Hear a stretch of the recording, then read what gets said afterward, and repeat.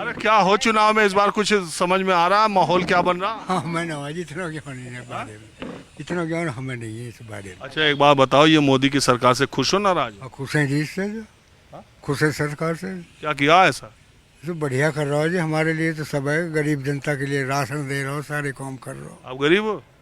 अब तो गरीब जो राशन ले रहे हैं तो अरे आप ये बताओ, हमें तो लोग कह रहे हैं गरीब कम राशन ले रहे, जिन पे राशन है वही ज्यादा ले रहे। नहीं नहीं ऐसा ना जी, सब सब खुश हैं जी आ टाइम। लेडीज वगैरह बहुत खुश है।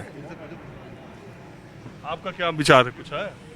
पश्चिमी उत्तर प्रदेश के अंदर चंद्रशेखर आज़ाद, जयंत चौधरी और बसपा, ये जो सपा वाले अखिलेश यादव जी, ये मजबूती से चुनाव लड़ेंगे और ज़्यादा से ज़्यादा सीट लेंगे बीजेपी से। पिछली बार वो तो लड़े थे, 22 में नहीं लड़े थे विधानसभा। अब की बार बहुत अच्छा प्रभाव है इनका। पिछली बार तो योगी जी के नाम पे वोट हो रहा, अभी तो मोदी जी के नाम पे। बेरोजगारी बहुत ही ज़्यादा बढ़ेगी ना, जब भी अब पब्लिक ने विश्वास किया एक बार के बाद दूसरी बार देगा, तीसरी बार पब्लिक नहीं देगा। कि पश्चिमी उत्तर प्रदेश की जो जनता है वो जो है अब की बार इनके पे ज़्यादा भरोसा कर रही है।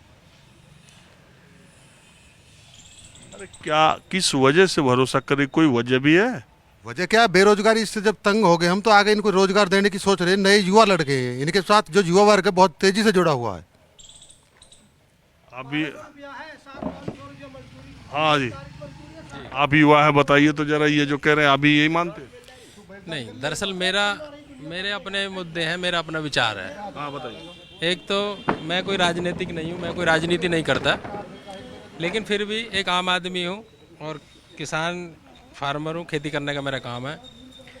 मैं सरकार से ये पूछना चाहता हूँ कि जो देश को, जो भारत देश को बेसिक नीड है, सरकार उस पर काम क्यों नहीं कर रही? उसमें मेरे 4 सवाल हैं, 4 डिमांड है। एक तो सबसे पहले जो प्रधानमंत्री जी हैं, हमारी कोई भी सरकार है, उसको ये सोचना चाहिए कि हमारे देश को बेसिक नीड क्या है। तो बेसिक नीड से अगर मैं समझता हूँ तो बेसिक नीड से मतलब ये है मेरे का जनसंख्या नियंत्रण।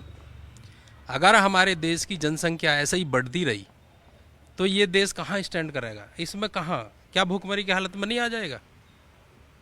दूसरी बात, मेरा एक सवाल ये है, आप एंड यूजर को देखो ना, आप जो लास्ट में कोई चीज़ खरीद रहा है उस पर 18% की जीएसटी और बहुत सारे टैक्स, CS SS पता नहीं क्या क्या है, मैं तो खैर नहीं जानता, किसान आदमी हूँ। व्यापारी आदमी व्यापार कर रहा है, 18% ले रहा है, आगे बढ़ा रहा है। लास्ट उसी स्थिति को देखो जो 70 रुपये की हवाई रिलैक्सो की चप्पल खरीदता है, उस पर 20 रुपये और एक्स्ट्रा लग जाता है, वहाँ देखो। दूसरा सवाल मेरा ये है, आरक्षण खत्म कर दिया जाए, जिसमें जितनी क्वालिटी है। आरक्षण खत्म कर दिया? हाँ जी हाँ, जिसमें जितनी क्वालिटी है। यहाँ आरक्षण EWS आर्थिक आधार पर अभी दिया गया, आरक्षण खत्म करने का किसी को हिम्मत? अपने विचार है, मेरे अपने विचार है, मेरी अपनी डिमांड है, आरक्षण खत्म कर दो देश से। मेरा एक दूसरा विचार है। जी जी बताइए। मैं ये कहता हूँ कि जाति के आधार पर अगर आप आरक्षण देते हैं, समझ रहे कि नहीं, जी, तो फिर यह भी नियम लग जाए कि जिस जाति का मरीज है वो उसी जाति के डॉक्टर से दिखाए। नहीं नहीं, मैं कह रहा हूँ तब पूरा नहीं, आरक्षण ही खत्म कर रहा हूँ मैं तो। अभी मैं गया था। जाति में क्यों जाएगा आदमी? जातिवाद तो आएगा, अब जाति का सवाल आएगा। भाई मैं कह रहा हूँ जिसमें जितनी क्वालिटी है वो उस कुर्सी को पकड़े ना। 30% का आदमी 100% वाले के बराबर में। तो मैं आपको कह रहा हूँ, अभी एक मेडिकल कॉलेज में मैं गया, सुनिए, एक मैं मेडिकल कॉलेज में गया, वहाँ 10 साल 12 साल से ज्यादा के MBBS 12 साल हो गए। एक तो एक प्रोफेसर ने बताया कि हमारे यहाँ 23 साल से एक आदमी MBBS कर रहा है, और वो रिजर्वेशन के कोटे से। ऐसा नहीं है, बहुत सारे रिजर्वेशन का जो नंबर है, सुनिए, बहुत एक जो रिजर्वेशन का बहुत सारा कोटा है ना, उसके नंबर पाने वाले लोग रिजर्व कैटेगरी के जनरल से ऊपर मेरिट जा रही है।